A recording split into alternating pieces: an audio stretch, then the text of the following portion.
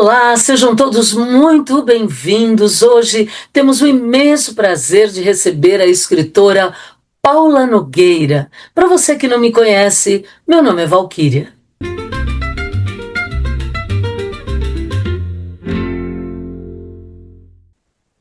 Paula, muito obrigada por ter aceitado o nosso convite. É um enorme prazer ter você aqui.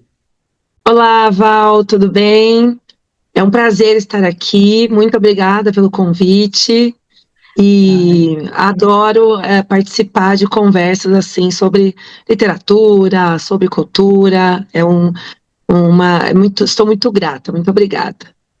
Além de ser uma pessoa maravilhosa, a Paula lançou recentemente este livro,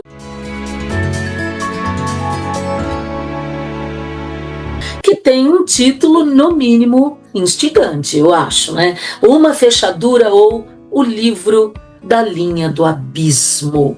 Gente, Paula, como foi que você resolveu unir uma fechadura, um livro, a linha do abismo, né? O que você pretendia mostrar para o leitor a partir desse título? Muito bem. Você sabe, Val, que até eu fico surpresa quando eu pego a obra assim, né, pronta e olho, eu falo assim, o que ela quer me dizer, né? O que essa obra quer me dizer? Porque o conjunto, né, são 12 contos mais um poema de abertura. E o sentido do título, eu acho que atravessa todas as histórias, as narrativas, que são bem breves, né? Mas tem muitas camadas, tem muita profundidade. E foi algo que surgiu bem no final. Eu estava em dúvida entre muitos títulos, né? Este livro, ele queria muitos nomes diferentes.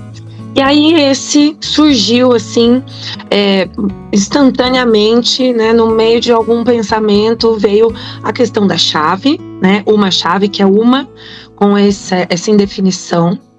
Uma chave porque eu acho que não só a obra, né, mas a arte, a literatura, também a ideia que perpassa aí os contos, né? A chave, uma fechadura é esse lugar por onde a gente entra em algum lugar, né? A gente tem que passar através de algum portal, alguma coisa que tenha, né, essa fechadura para ser desvendada. Mas também pode ser o sair, né? Pode ser o entrar ou pode ser o sair. Né? Uma fechadura é uma parte de uma passagem. Nunca é o local, né, como um ponto de chegada. E esse né, que intriga um pouquinho, deixa a opção, né? O livro poderia se chamar Uma Fechadura? Poderia. Mas poderia se chamar também O Livro da Linha do Abismo, né? Já com um pouco mais de definição, é o livro. Só que a linha do abismo, não é? É algo bem também misterioso, sugestivo, porque, né, faz a gente imaginar um precipício, imaginar um fio, né, por onde alguém atravessa, e esse abismo pode ser qualquer coisa, né, uma novidade, uma descoberta, um medo, né? Então eu acho que esses são elementos que acabaram se reunindo para mim, né, e me dizendo, olha, o nosso nome será este aqui, aceite. E eu acho que ele conjuga, né, a essência das narrações também. Você falou, eu não tinha pensado, né, mas é uma verdade, de a linha do abismo ser aquela linha de um trapezista, né, atravessando aí o abismo. E eu tinha pensado na linha do abismo como aquele ponto limite entre cair de repente nessa vertigem que a gente tem, né, quando está num lugar alto, ou se atirar ou não, né, ou ficar. Eu achei esse título muito, muito interessante. Eu queria saber de você uma coisa, Paula. A gente várias vezes, né, em entrevistas, viu Clarice Lispector falando, assim também como a Carolina Maria de Jesus e outros escritores, falando que escrever para eles é vital. Ainda que você não tivesse publicado um livro, para você escrever é uma necessidade? É sim, é. E até foi muito bom você trazer a Clarice Lispector, porque ela é uma grande inspiração para mim, né? Ainda sobre o título, eu preciso comentar que em parte, essa homenagem a um título de uma obra da Clarice Lispector. E eu acho que não pensei nisso imediatamente, mas depois, quando eu reconheci a semelhança, falei, tem que ser esse o título, né? Porque ela tem uma obra chamada Uma Aprendizagem, ou O Livro dos Prazeres. Então, eu acho que isso já estava na minha cabeça, né? E o título também nasceu a partir disso. E sim, né? Eu acho que é vital escrever para quem cria, né? Aquela criação, ela é uma necessidade, como, né, se alimentar, como tomar sol, tomar água. Então, a escrita, ela sempre me acompanhou, né? Sempre fez parte de alguma maneira, ou em diário, ou em anotações, muitos caderninhos de pensamentos, mas como intenção para publicar, isso é bem mais recente, né? Isso é bem, assim, sempre passou, né, a sugestão pela minha vida, por que você não escreve um livro? Mas agora, com a minha intenção mesmo, há pouquíssimo tempo. Agora, escrever sempre foi parte do meu dia a dia, não só por ser professora, né? Eu, como você sabe, sou professora de português, né, toda a produção de texto, mas também a literatura, né? Isso também me estimulou bastante, então eu ficava bastante impressionada, às vezes após alguma aula, nossa, esse texto é sensacional, eu quero fazer algo ou semelhante, ou conversar com essa ideia que está aqui. Então, essas coisas no dia a dia vão me provocando, né? E a escrita é vital também, porque eu também faço autorreflexão, eu também crio para ver como é que fica, né, uma combinação de ideias. Então, é difícil explicar, assim, essa necessidade, mas acho que seria como para o músico, para o escultor, para um pintor, né, alguém que lida com esse processo artístico, é difícil a gente explicar qual é a ligação, mas ela é parte já, né, da nossa vivência, da nossa existência. Escrever seria uma forma de dar novos significados à nossa própria existência? É uma forma de ressignificar experiências pessoais? Eu acho que sim. Eu acho que amplia a percepção, transforma as ideias. Mesmo nesses contos, sabe? Às vezes eles começavam de uma maneira e o caminho que eles seguiam era completamente diferente do que eu tinha pensado no começo. Então, a partir da primeira palavra, assim, a própria ideia começa a se transformar. Então, às vezes eu escutava, surge assim também, né? Meus processos criativos são muitos. Às vezes eu escutava uma história, alguém comentava num grupo de amigos, aconteceu tal coisa, eu ficava pensando, nossa, eu vou contar isso, de alguma maneira. E num outro momento eu estava escrevendo uma personagem que está numa circunstância de medo, de tensão, e aí essa história que eu ouvi, ela vem, olha, por que você não me inclui nisso?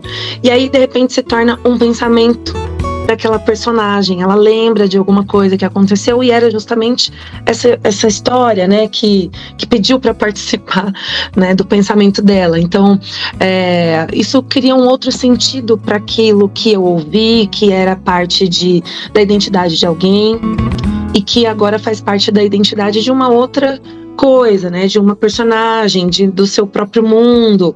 E também, né, cria uma outra significação para mim, que estou trabalhando com essa ideia, né, que é uma matéria-prima, né, abstrata. Essa sensação de dar forma a uma matéria-prima abstrata, eu acho encantadora também nas artes, na literatura, né? Você transforma isso em algo, né? Como barro que você transforma em prato ou em vaso. Então, aquilo que existia de um jeito cria novos significados a partir dessa modelagem, manipulação. E eu gosto muito dessa sensação de estar fazendo isso com as palavras e com as ideias. Mesmo com as palavras, né, Val? A gente, desde criança, brinca com as palavras, né? Mas agora com a palavra, a matéria-palavra, né, transformando ela em uma outra coisa, com uma outra camada, com uma outra leitura, isso me satisfaz bastante, Paula, lendo os teus contos, eu tive a impressão de que não existe fronteira, né, entre a realidade e o delírio. Então, às vezes você parte de uma situação reconhecível que vai se desestabilizando aos poucos, mas aí a gente percebe que a coisa delirante, desestabilizada, já estava desde o início, né? De que forma você resolveu partir para isso? De delírio, falta de fronteira entre a realidade e o delirante?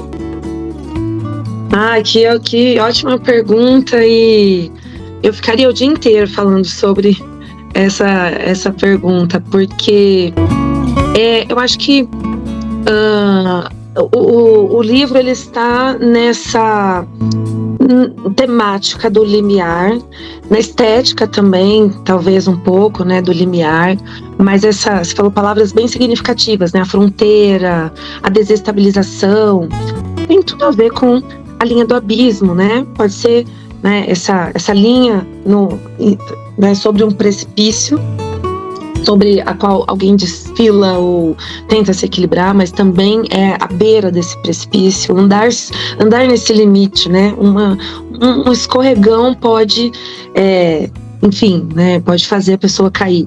E esses contos, né? Acho que eles têm também uma fronteira formal, né?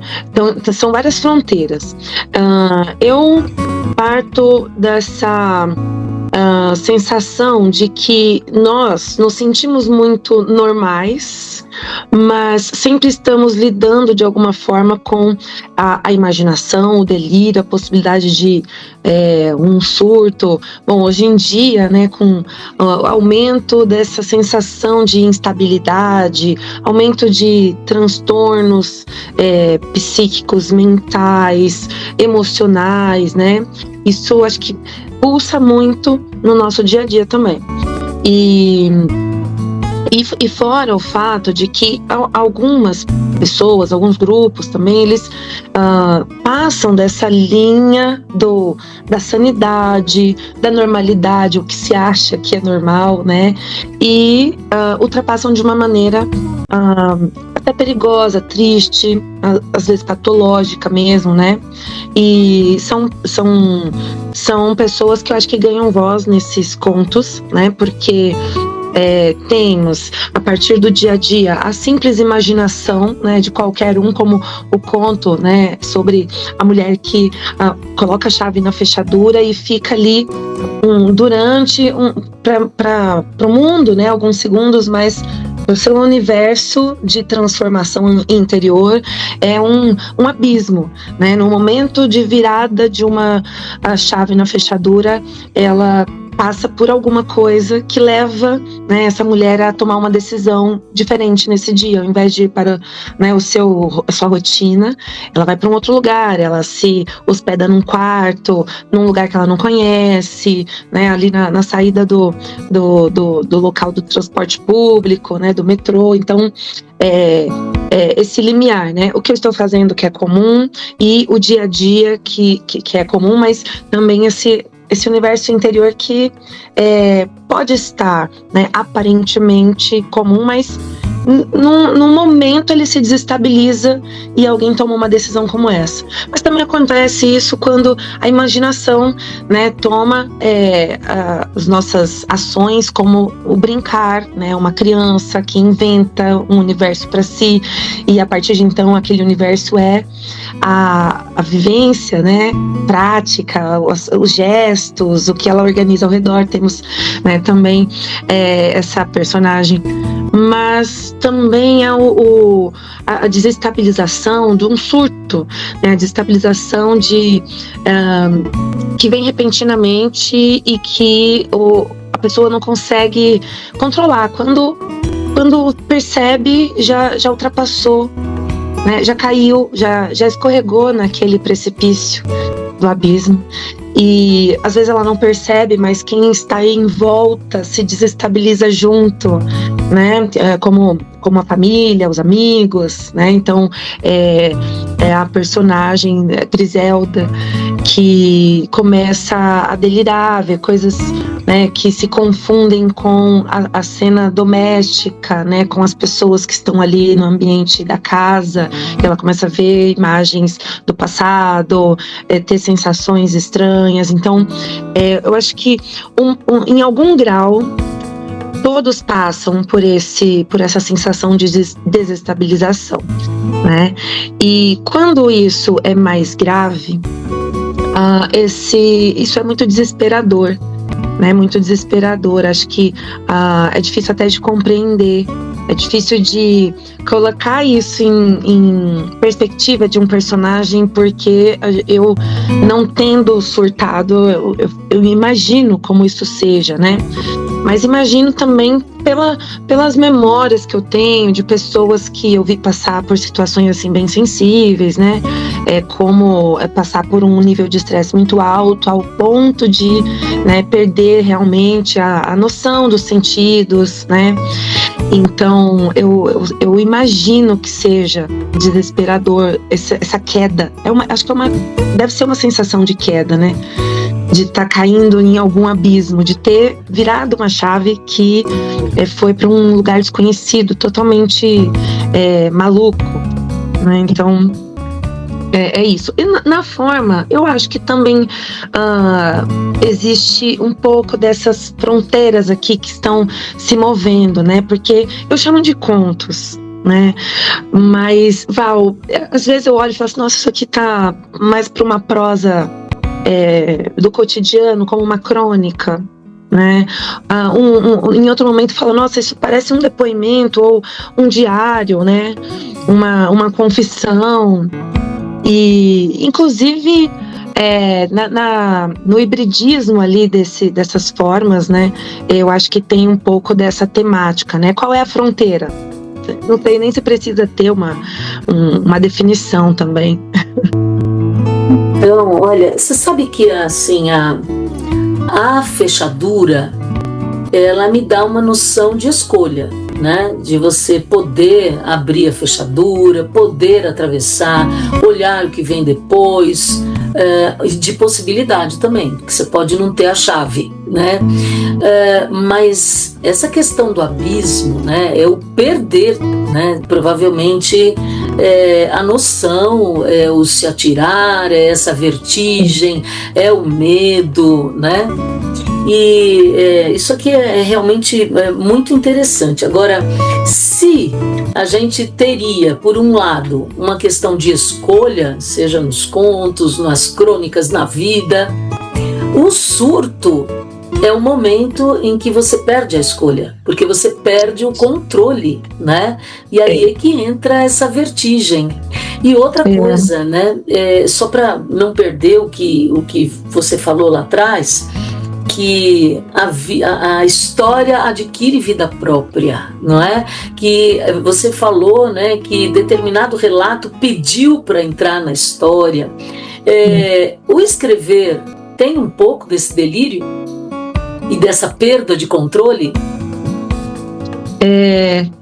Eu acho que é totalmente isso. Val, eu li recentemente a Rosa Monteiro. Ela escreveu uma obra chamada o desafio, como que é? O desafio de estar lúcida, alguma coisa assim. E é um pouco um relato, né, dessa autora, é um pouco de como ser, né, a autora e lidar com esses processos criativos. O perigo de estar lúcida é a obra dela. E eu acho que ela me trouxe essa constatação de que o artista, né, a pessoa que escreve dessa maneira literária, ela lida o tempo inteiro com esse precipício, com esse limite, né, entre a imaginação e o surto, porque é um pouco embriagante também. A gente se envolve demais com aquele universo, né, e às vezes isso toma vida própria e toma conta também, né, de mim. E ela escreve sobre isso, mas ela me tranquilizou, né? Ela fala que a loucura, ela está entre a imaginação e a criação artística, né? Ela fala que ela fala para os leitores, né? Mas eu acho que ela falou diretamente para mim: olha, tudo bem, você se sentir um pouco doida, um pouco, né, fora, né, nesse momento, porque é isso, a gente está lidando com outros universos, né? A gente está abrindo muitas fechaduras quando cria um personagem, quando adentra um espaço que não existia antes, mas eu dou forma para ele, primeiro no pensamento e depois no texto, e aquilo ganha realmente um lugar no mundo, né? E aí também a questão da importância, né? Eu acho que principalmente das personagens que são mais sensíveis, né? Delas terem esse lugar. Elas têm um lugar para existir nessas obras, né? Porque a lista de escritores que já trabalharam com a questão do surto, do delírio, ou mesmo da loucura, né? É uma lista imensa. E dando voz, né? Não só abrindo espaço para isso em universos ficcionais, mas dando voz, muitas vezes, mostrando, né, como protagonista, né, personagens que carregam essa insanidade, né, de uma maneira às vezes mais estereotipada, outras vezes mais crítica, e às vezes mostrando que existe até lucidez bem aguda, né, e que é preciso também ouvir o que parte dessa loucura com um ouvido atento para qual é a lucidez que existe nisso, né? Acho que a obra literária, ela dá essa possibilidade, né? Ela cria esse lugar também de tratar desse debate, né? Então, com certeza essas várias possibilidades são um pouco, acho que para mim como escritora é um pouco de loucura, assim, é um pouco. Que é isso, Olhos Brilhantes? Fique mais confortável, estenda-se em um sofá e cuidado, pois poderá começar a pensar que está delirando. Não é novidade que as palavras falam com você. Então, por que o espanto? Lembra, sim, muitas vezes Clarice Lispector com associações assim inusitadas, né? E simples, não é? Não é novidade que as palavras falam com você. Muito legal. E essa noção de que na vida, nos contos e como escritora, você parece que está sempre atravessando essa linha do abismo, né? O tempo inteiro nesse perigo de viver e de escrever, não é? Eu acho que se eu não atravesso, eu tô sempre indo lá dar uma espiadinha. Eu tô sempre ali na beiradinha, sabe? Pra ter a sensação de, opa, talvez eu caia aqui, mas eu só queria olhar bem de pertinho, ter a sensação aqui do perigo e tudo mais. Esse trecho que você leu, Val, que é de um conto que se chama Clara, né? Ela é muito legal porque foi um desafio pra mim. Pensar em de onde que parte essa voz, né? De onde que parte, qual é esse foco narrativo aí, né? Então, a gente está muito acostumada ao conforto, né, da terceira pessoa ou primeira pessoa, acompanhar, né, através da terceira pessoa, observando, às vezes até mergulhando no psicológico dos personagens, né? Como fizeram tantos autores, ou, né, através da primeira pessoa se sentir, né, no pensamento do personagem. Eu acho isso incrível, mas eu fiquei desafiada a encontrar um entrelugar, não primeira e não terceira, mas uma segunda. Uma segunda pessoa. Então, esse texto, ele de repente, ele não começa assim, né, nesse foco que você deu agora, mas de repente ele te tira desse conforto, né? A gente está acompanhando o pensamento de uma pessoa ali no início, né? Algo comum surge, né, no cotidiano. Ela tem que realizar alguma coisa, tem que sair para comprar algo e tal. E de repente o texto traz isso, né? Ele te tira desse lugar de conforto, e o texto de repente está falando com você, leitora, né? Peraí, não, e ele te provoca, né? Mas não se espante se eu estiver falando com você, né? Isso é tão comum, só você não percebeu antes. É muito interessante essa questão de onde vem essa voz, né? Porque no fundo, você já parte dessa divisão do ser, né? É o eu e o mim mesmo, né? Ou é o outro conversando comigo, enfim, realmente interessante. E nesse mesmo conto, um pouco mais para frente,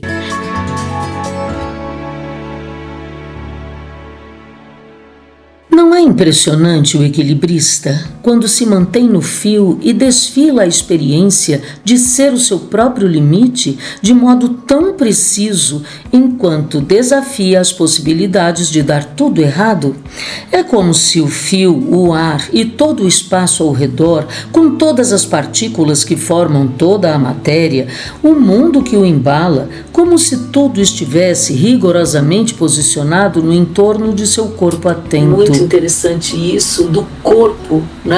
Estar atento e ao mesmo tempo a gente lá dentro, assim, num turbilhão, né, de pensamentos e de fronteiras entre a realidade e o que está acontecendo, né, no meu pensamento. A realidade que eu concebo, que eu crio, a parte, né, no meu mundo. Eu acho que tem todas essas metáforas, né? Eu acho que eu digo para quem, né, eu entrego o livro, falo assim, não é uma leitura para ler rapidamente, não é um livro para se ler rapidamente. Você tem que ir com calma, né, fazer as pausas, mas ao mesmo tempo eu fico assim preocupada, Val, eu não posso interferir na leitura dos outros, né? Cada um tem que ter a sua leitura. Só que eu acho que não é um livro pra gente ler com pressa, porque em cada instante, né, tem essa sugestão. O que você está lendo exatamente, né? Então, a imagem desse equilibrista é a imagem de dois universos, né? O de dentro e o de fora, que estão em plena harmonia, né? Mas assim, não só em harmonia, porque há um equilíbrio, há um equilibrista num fio, né, que é muito arriscado, mas ao mesmo tempo está também tudo muito tensionado, e a gente percebe isso no quê? No corpo, né? Mesmo no mundo ao redor que faz parte desse corpo, né? Tudo se organiza para que esse corpo tenso, mas concentrado, não caia. Não caia, né? Então, acho que se a gente não faz essa pausa também para ler, talvez a gente escorregue e caia na própria leitura. Então, você falou que o leitor não pode chegar aqui, ler rápido, acabei, né? Vai de começo ao fim. É realmente algo para a gente pensar, para saborear, eu diria, essas partes assim tão gostosas, tão delicadas, né? Que a gente encontra aqui na sua escrita. E também não pode ler com o pé muito no chão, eu acho, que você tem que se permitir viajar junto com a personagem, né? Não é um surto para você ver do lado de fora, é para estar dentro, junto com a personagem, passando por aquilo, sem julgamentos, né? Mas aqui ela tá, né? Isso. E é por isso que é um livro bastante interessante. Agora, Paula, a gente já está assim no finzinho, temos um tempinho, e eu gostaria que você dissesse se vai haver um relançamento do livro, né? Onde é que a gente pode encontrar esse livro, e como está sendo para você a experiência de, pela primeira vez, lançar um livro. Bom, primeiro fico triste porque esse tempo passa muito rápido, essa conversa é muito gostosa, né? E espero que haja mais oportunidades para a gente trocar essas ideias, né? Com certeza. E o lançamento foi, né, agora em 2025, mas acho que sim, haverá um evento, né, um relançamento no comecinho de 2026, e aí eu vou disponibilizar data, local, tudo direitinho na minha rede social, né, Paula Nogueira, ___, e também, né, na minha rede social, que é mais para criação, que é Ecos e Raízes, também no Instagram, e quem quiser pode entrar em contato comigo através mesmo desses 2 canais, né? Eu posso disponibilizar, né, através desse contato direto, que eu acho que é até mais gostoso, né? Posso mandar também, mas está disponível na Amazon para compra também através ali da loja virtual, tá? E para mim está sendo assim uma sensação nova, né? Uma sensação de uma conquista, sem dúvida, mas de uma criação que não acabou ainda, sabe? Eu tô numa fase dela. Então, o escrever, o publicar, né? O estar com as pessoas para celebrar, né? A inauguração desse momento, né? Então, tudo isso é parte, né? Mesmo depois da obra, eu continuo descobrindo ela, eu continuo lidando, né? Eu continuo vendo o quanto que foi importante todo o processo, mas esse processo não acabou. Parece que ele não acaba, e está sendo gratificante, e eu estou muito feliz por, né, poder conversar com você sobre ele, e espero que você possa ir ao relançamento, né? Todos estão convidados, tá? E que gostem das histórias. Olha, sabe me lembrei agora, né, daquele dito de que um ser humano, um homem, está completo quando ele tem um filho, planta uma árvore e escreve um livro. E você já plantou uma árvore? Eu sei que você tem um filho, que você escreveu, mas você não me coloca, você contesta essa ideia, porque você não acaba num livro, né? Você diz que isso abre caminhos, né? Então, a gente não encerra, né? A gente está sempre buscando mais, e esse seu comentário me deixa mais feliz ainda, porque certamente virão outros livros, outra literatura assim gostosa de ler, né, como seus contos, e que venham mais, e que você nunca se sinta completa, tá bom? Continue sempre Ah, muito buscando obrigada. algo, né? Ai, mas que delícia, passou Muito tão obrigada. rápido, né?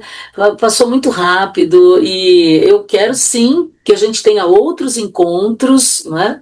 E como esse canal aqui, ele fala sobre literatura nos vestibulares, eu gostaria também, Paula, de chamar você para a gente falar sobre alguns assuntos como a redação nos vestibulares, né? Eu sei que você é Uhum. expert em redação, ou temas de atualidades para isso, que aí vai ser interessante para esse público também, tá bom?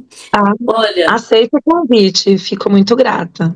então tá joia, e que bom, tô eu feliz com isso. Muitíssimo obrigada, Paula. Gente, eu vou disponibilizar aqui para todo mundo as redes sociais da Paula, você pode procurar aqui na descrição do vídeo. E beijo para todo mundo, espero que vocês tenham aproveitado esse bate-papo dessa pessoa tão maravilhosa. Beijo para vocês. Eu que agradeço. Beijo para você e para todos.